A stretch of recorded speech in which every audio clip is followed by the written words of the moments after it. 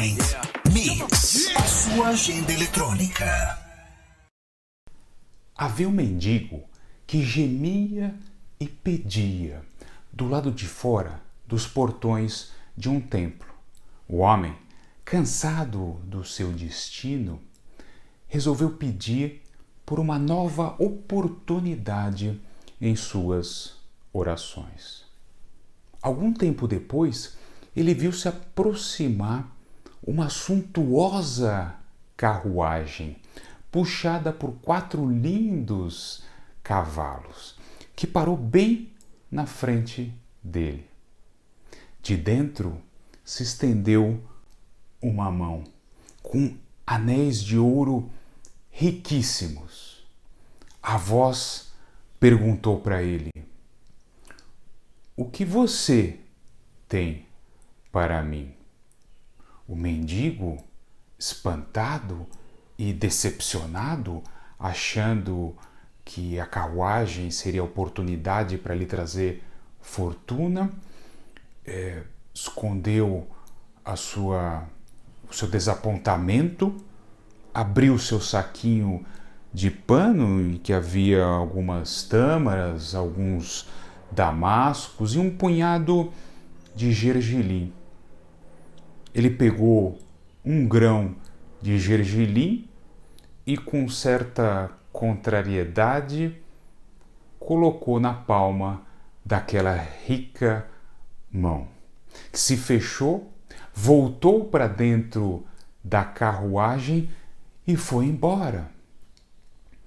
O mendigo só conseguiu entender o que realmente tinha acontecido à noite, quando ele foi abrir o seu saquinho de pano para procurar algo para comer, e no meio de tudo havia um grão de ouro do tamanho exato de um grão de gergelim.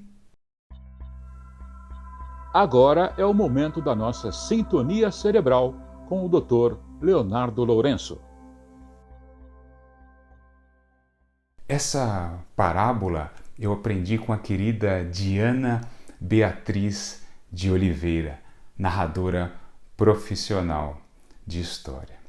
Você sabia que existem cientistas que se dedicam a estudar temas como o altruísmo?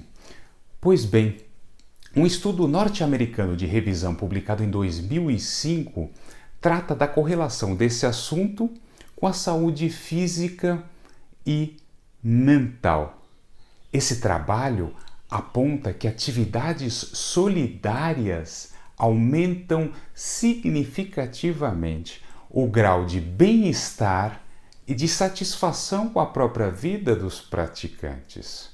A análise de uma população de aposentados acima de 65 anos revelou que aqueles que se dedicavam a algum tipo de trabalho voluntário tinham índices expressivamente menores de depressão, ansiedade e somatização.